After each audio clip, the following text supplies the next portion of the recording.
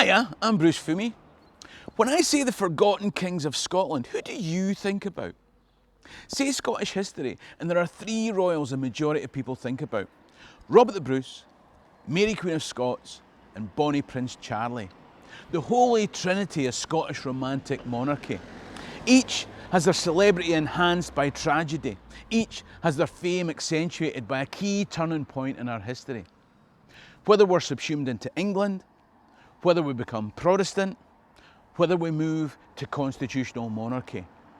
But there's another pinch point where our nation went through one door of history, never to return, leaving a line of forgotten kings. You'd think that that would have thrown up a celebrity monarch as well. It did, and you'll kick yourself when I tell you. If you're interested in the people, places and events in Scottish history, then click the red button at the bottom right of the screen to subscribe. In the meantime, let me tell you a story of forgotten kings.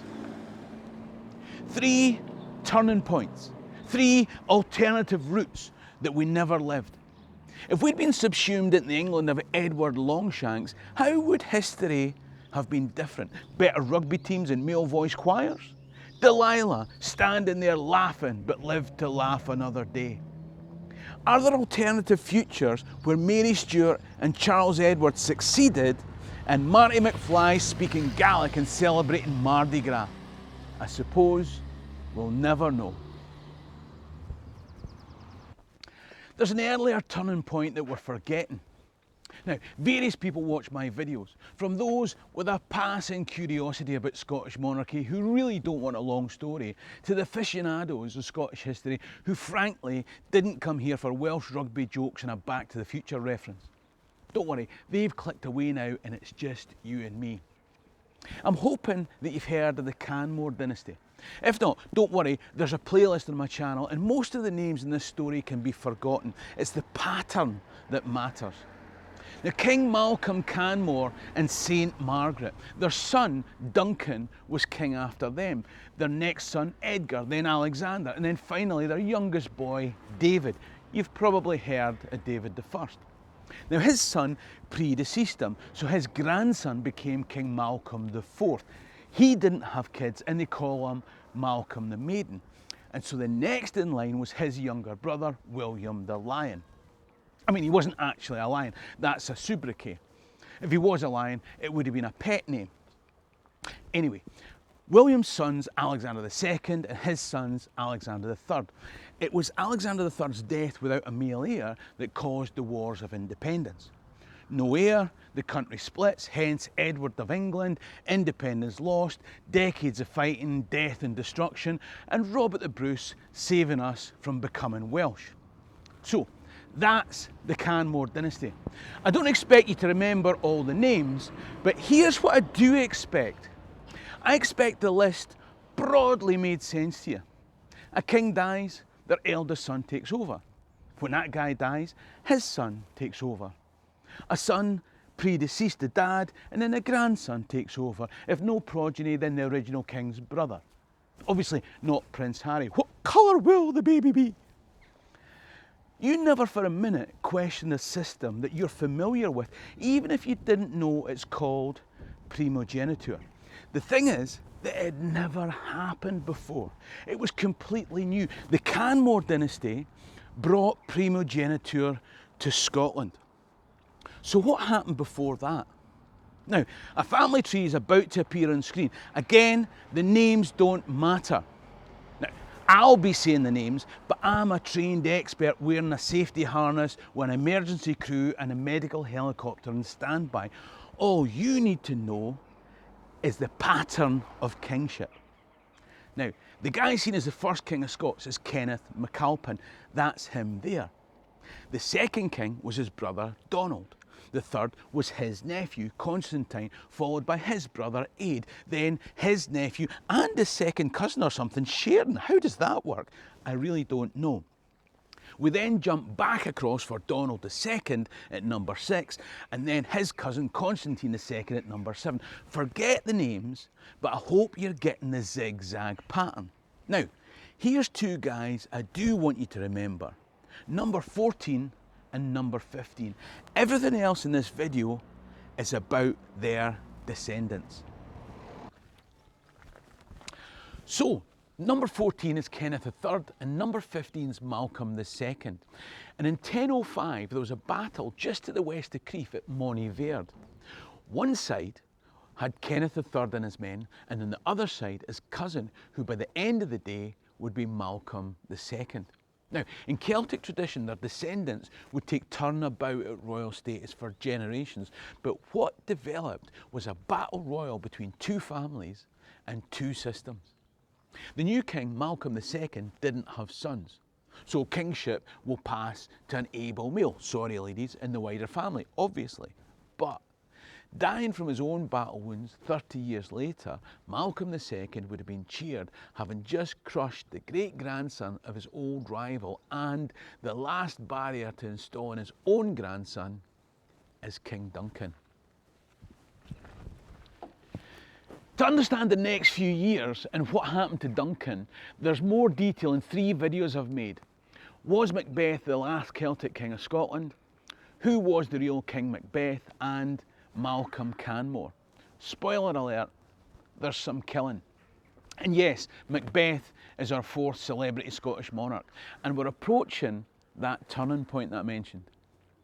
Macbeth had been chosen under the system that had long prevailed in the Celtic world, Tanistry, where the king is chosen from the wider royal family, creating that zigzag pattern like fairy lights around the family tree.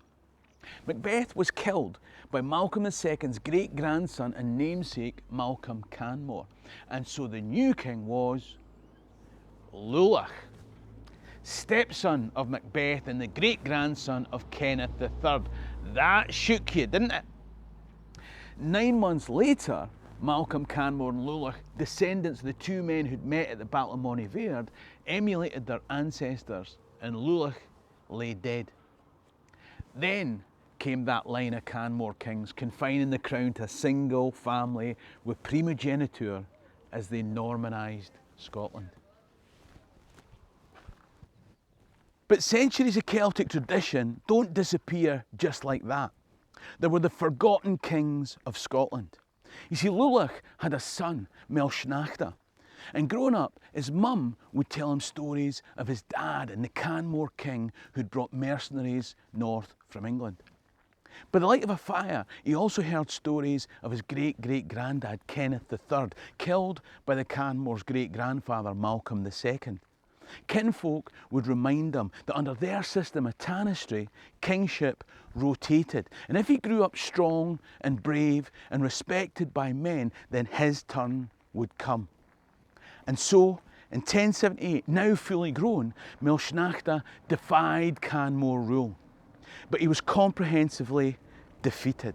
All his men, all his livestock, all his wealth. He barely got away with his own life by crossing the sea to live it out in Ireland. Tanistry had its downsides. But with Tanistry, a side of the royal line overlooked would simply bide its time for a better opportunity, and a generation wasn't enough to douse the flame of Celtic tradition.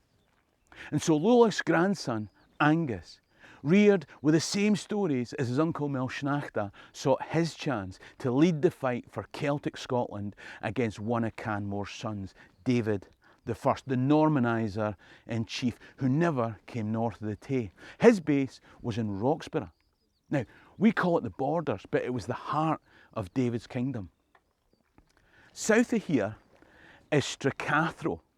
Angus probably came over the Cairnmount behind us from Murray to Angus, passing this point before meeting Canmore forces down there in Stracathro.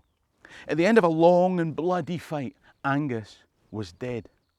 The Canmores had won. The line of Kenneth III was ended. Or was it? When David I came to power, primogeniture wasn't so well ingrained as to make the next king a certainty. An alternative to David was his cousin, William, but he was bought off with lands up in Murray. He was later rewarded for loyalty with lands down in England, and he doesn't seem to have come back.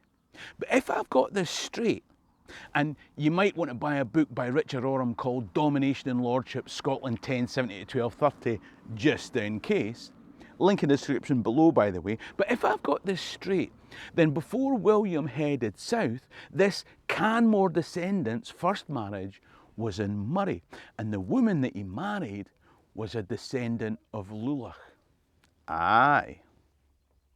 Now, we don't have the name of the mother, but after a no doubt long and difficult labour, she presented William with a beautiful ticking time bomb, and they called it Donald. As Donald Mac William grew up, King David denied him his rightful inheritance. That blow may have been cushioned by the stories that his mother told of Celtic tanistry, his royal blood, and of course descent from both the kings who fought out that battle at Moniverde. Two lines had been united in one man. Maybe King David had good reason to withhold lands, title and authority. The next two Canmore kings felt the blast of this explosion. The biggest damage was to William the Lion. Now, I'm already running well over time, so I'll leave a link at the end to The King Who Lost Scotland, or you can click the white tab up there. The point is that during unpopular periods of Canmore reign, Celtic Scotland turned to Donald MacWilliam and his descendants. I'll make an extra video for my Patreon members and that'll give a bit more detail. But every time the Canmores prevailed over the MacWilliams, another one rose up. They defeated Donald MacWilliam, his son Guthred popped up. Execute him, and then Donald Ban MacWilliam rose up thereafter. It's a measure of how much the Canmore backs were to the wall that they had to go to King John of England. That's right, the baddie in Robin Hood, to get mercenaries. Even then, there was yet another MacWilliam waiting in the wings, and more executions. It's been more than 200 years. Surely this last insurgent was finally the end of the MacWilliam line. No, there remained his 3-year-old daughter, the last hope of the MacWilliams, the descendants of two lines of Celtic kings. And so, one morning in 1230 AD, a 3-year-old little girl was brought out to where Forfar Mercat Cross stood. Before she was old enough to hear or understand the stories of her royal ancestry, she was held triumphantly aloft. Taking her by the feet, she was swung till her head smashed against the stone of the Mercat Cross, her brains exploding in all directions to make sure that all would see the last detonation of a MacWilliam time bomb. Scotland was Norman, and this brutal event ensured the Canmore family's reign, but only for one generation. Because when Alexander III fell from his horse and broke his neck, his son was already dead, and his daughter had predeceased him too. And his granddaughter, the little maid in Norway, died en route back to Scotland. It was Edward Longshanks of England who chose Scotland's next king, not with Celtic tanistry, but with Norman primogeniture. If you're wondering about the reason that some folks were so hacked off with William the Lion, then there are a couple of videos about William the Lion, the king who lost Scotland, and they're coming up on screen here. They'll fill in some of the picture. In the meantime, ha mé an dóchas gún bí lá má live. Cheer and drasta.